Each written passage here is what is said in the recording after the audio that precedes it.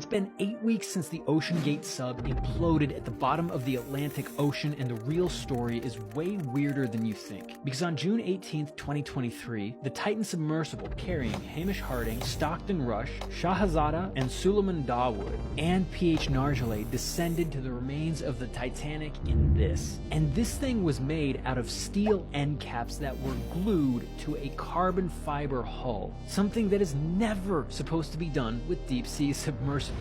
And I've broken some rules to make this. I think I've broken them with logic and good engineering behind me. Engineers and experts have pointed out since this disaster that the doomed sub was on its 5th trip down to the Titanic wreckage. And with each descent, the carbon fiber hull likely weakened further and further until finally, on its 5th voyage, it failed completely.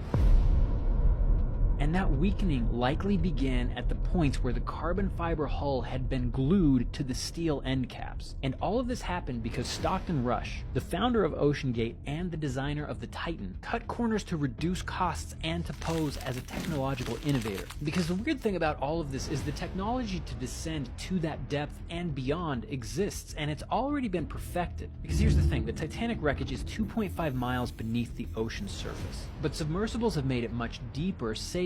James Cameron, who actually directed the movie Titanic, descended 6.8 miles below the surface of the ocean in the deep sea Challenger submersible, which holds the world record for deepest dive. And in fact, Stockton's design was called out by one of his safety engineers back in 2018, as this employee raised concerns over the structural integrity of the vessel. And rather than getting a raise and a pat on the back for doing a good job at his job, Stockton Rush fired this employee and went on to sue him. And the issues with the sub go beyond the carbon fiber hull being glued to the steel end caps, because carbon fiber is manufactured through a process where small carbon fiber strands are woven together and set up and hardened with a resin and carbon fiber. While very light and strong as a material, it flexes and responds to stress differently than steel does, which makes it a terrible material to use for a deep sea submersible. The Titan sub likely experienced non-linear stress distributions and distortions throughout its hull with every dive, weakening it every time it went below the surface of the ocean.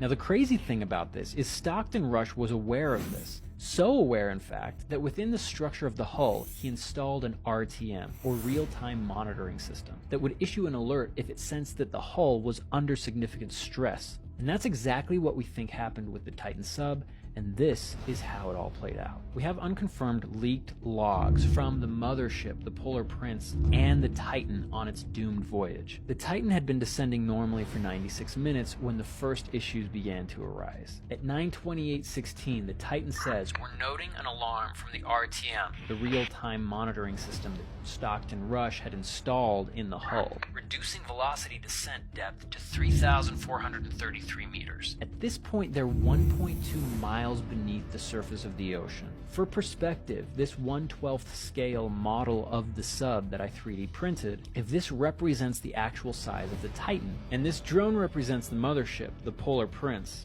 this is how far beneath the surface of the ocean the Titan was when things started to go wrong. At 9:28:47, the Polar Prince says, "Understood, you need to ascend." At 9:30:55, the Titan says, "No change with thrust. The rate of descent is increasing. At 35, going to release the ballast now. Stand by." Yes, agreed. Release the ballast.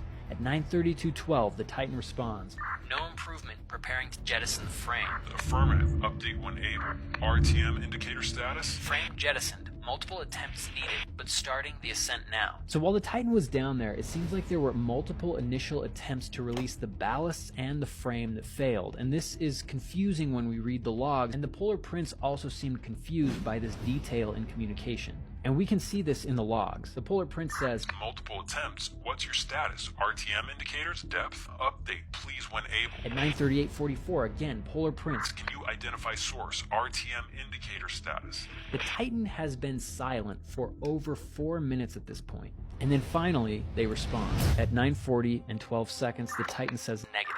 RTM status. At 9:42:12, the Titan responds with this: "Trying to run diagnostics, ascending now, but very slow. Sounds have subsided. Global RTM alert active, all red." At this point, the souls on the Titan have been listening to the hull crackle, pop, and stress, all while their internal systems are flashing red. At 9:42:57, the Polar Prince says, "Understood. Any codes, depth, ascent rate. Updates when able, please. Titan responds. Slow ascent in progress. Quarter predicted. Unclear why rate is small. No indicator. At 3476. Aiming for the surface. The Titan at this point had released its ballasts and its frame, and was presumably using its thrusters to try to ascend to the surface, but the vessel was essentially neutrally buoyant, and the rate was extremely slow. Only 43 feet every 15 minutes. And then we get the last communications between the mothership and the Titan. Polar Prince at 9:44:03.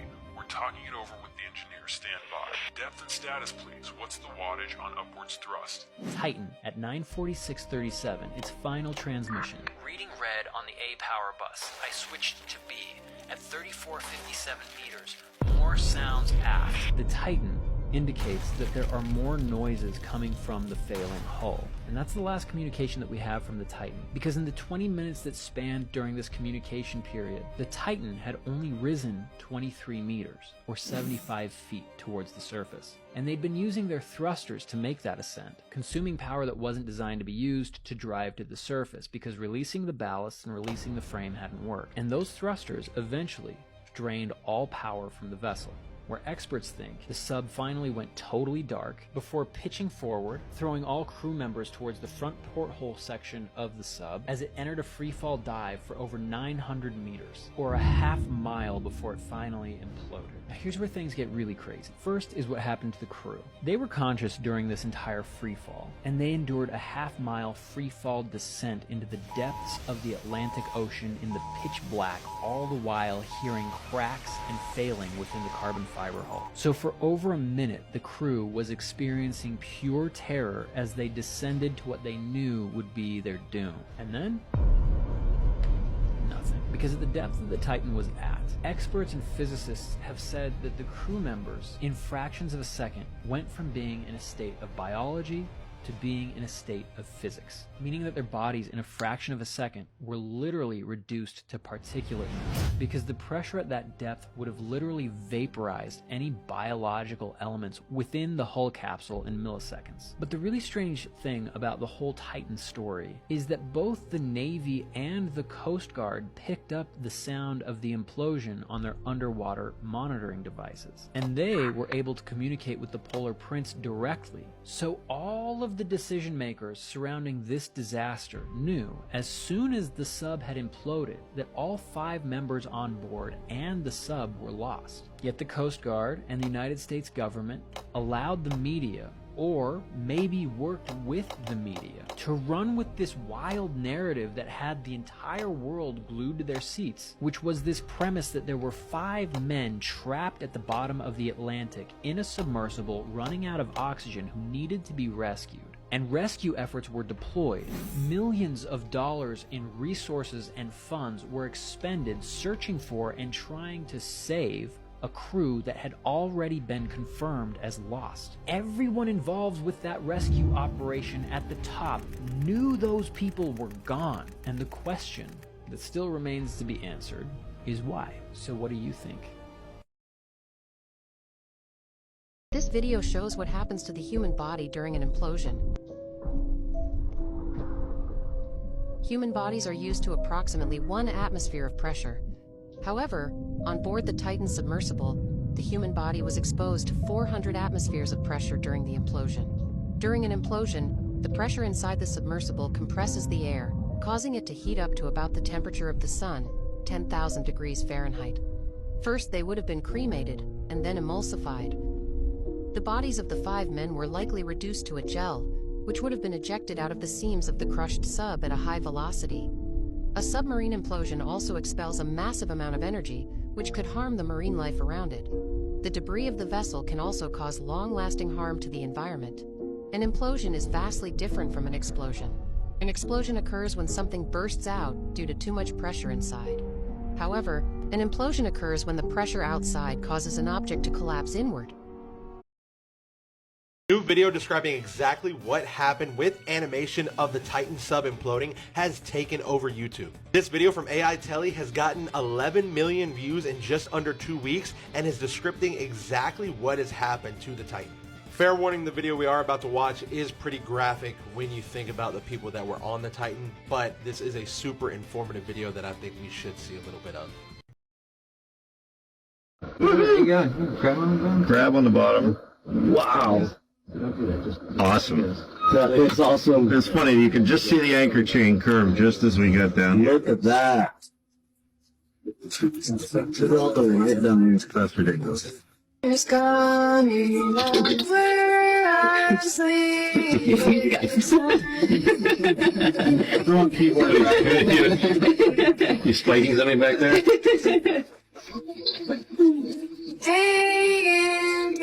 Yeah, there's the name right there. Look at that. C. Alan Jessica C. By then I stopped looking for my 56. Yeah. Mars. A rail car carrier. Somehow I found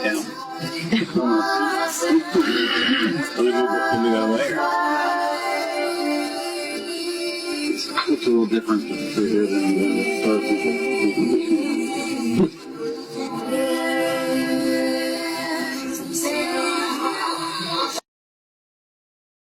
The Titan V knew their fate for a whole minute before the vessel imploded. A submarine expert said the Titan fell like an arrow due to a power failure. Jose Luis Martin estimated that the sub began free-falling as if it were a stone and without any control until it popped like a balloon due to the rapidly changing pressure. He said, in that period of time they are realizing everything. Martin suggested the passengers would have been piled on top of each other in terrifying total darkness throughout the fall, which would have lasted between 48 and 71 seconds.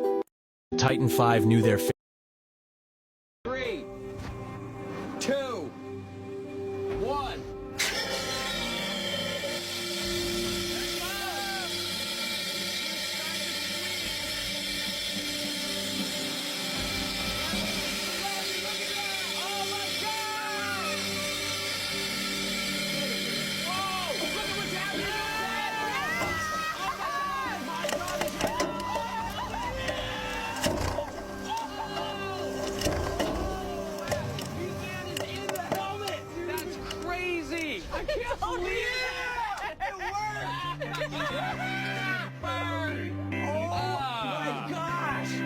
Yep, the effect of the cut hose was less than instantaneous.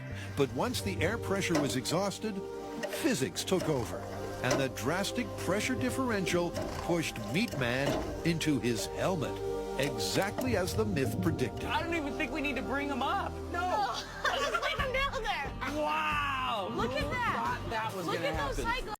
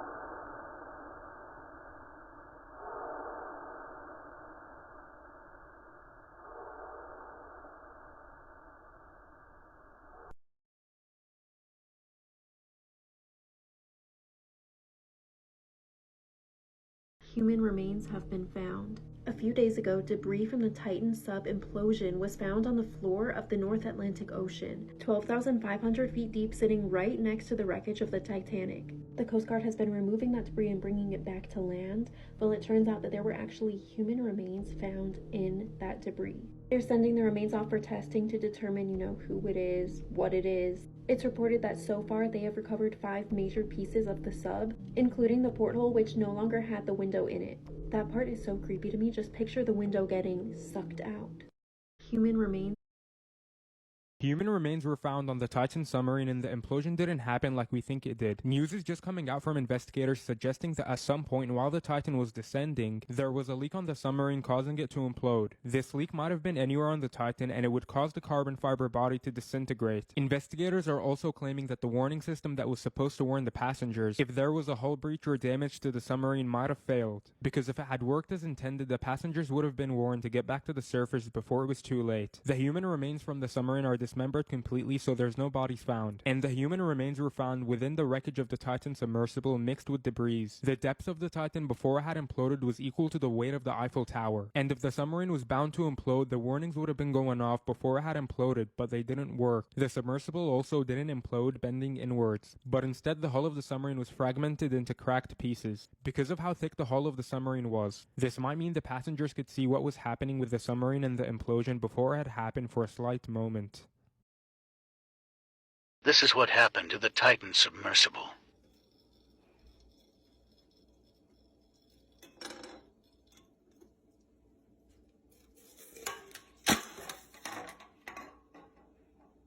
This is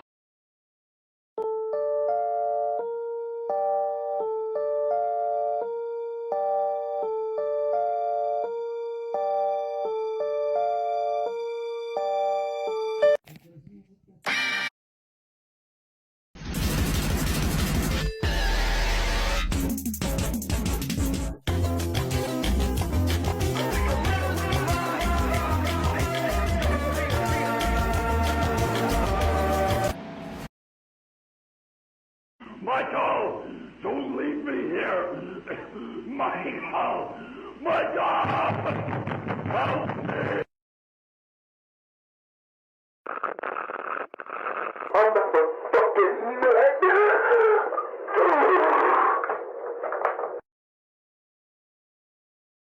The man who went in the same submersible that imploded is actually a writer for The Simpsons. He is the one who spoke publicly about the waiver passengers needed to sign. Mike Rice, a writer and producer on the show, took a trip on Oceangate Expedition's Titan submersible to see the wreckage of the Titanic with his wife in 2022. Although he described the excursion as a beautiful experience, he said he was aware at all times that catastrophe or death could strike at any moment. I've taken 3 different dives with the company, and every time communication was an issue, said Rice, 63. This is a new technology, and they're very much learning as they go with it, but communication is probably the weakest link in the chain. We lost communication on the Titanic dive, then we got them back, but it was crackly, almost like something from a World War II movie. And then the problem would be literally communicating with the people on the surface about where we were. We were relying on them to guide us to where the Titanic wreck was, but everything they were telling us didn't correspond to what we were seeing. Rice said the Titan was lost for almost 3 hours, blindly searching for the wreck site 12,500 feet below the surface of the water. Just 20 minutes before they were due to begin their ascension, Rice said they stumbled upon the bow of the doomed ship, leaving them just enough time to take a few tourist shots. The trip is beautiful and more peaceful than you would think, but you know you could die at any moment or things could go terribly wrong at any time, and that's all part of the experience. If you want to hear more of his story, you can watch the video before this.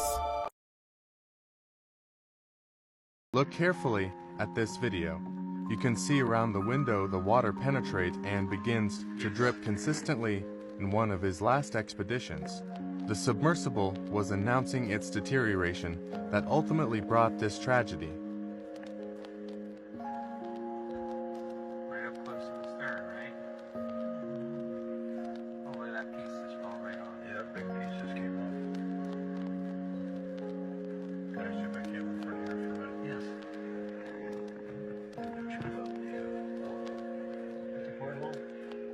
Yeah, just have a porthole. I want to get a picture of our porthole.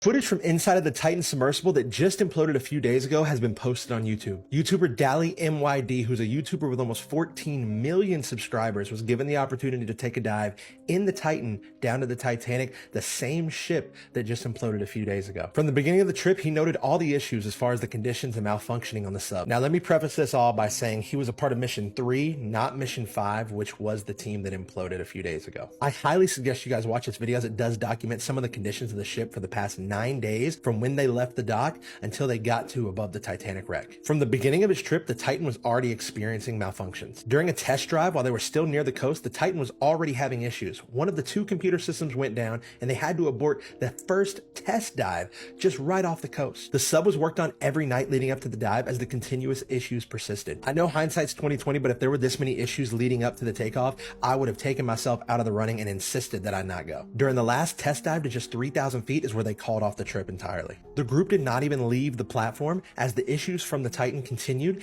and the fog started rolling in and there was no visibility. However, if there was no pre-launch malfunctions, he would have went down with that ship and it may have been the one that imploded. Honestly, that's probably the luckiest you could ever possibly be in a situation like that. More and more reports keep coming out about all the issues noticed with the Titan submersible, issues that seem like flags that should have raised and abandoned the Mission 5 dive. Do you guys think Passenger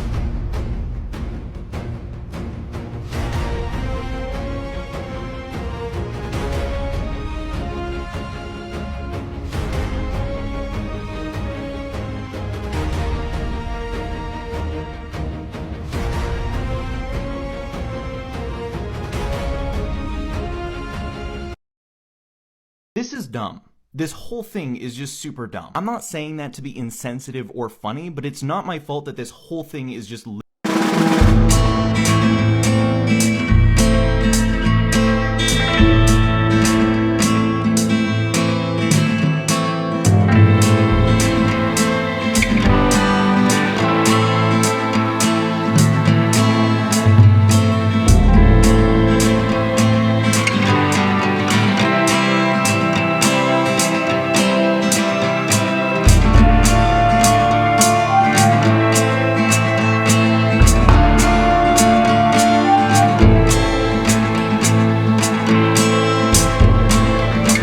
negligent design while searching for the Titanic, which also had absolutely negligent design. Let this be a lesson that you aren't as smart as you think you are, no matter how much money you have. Tragic.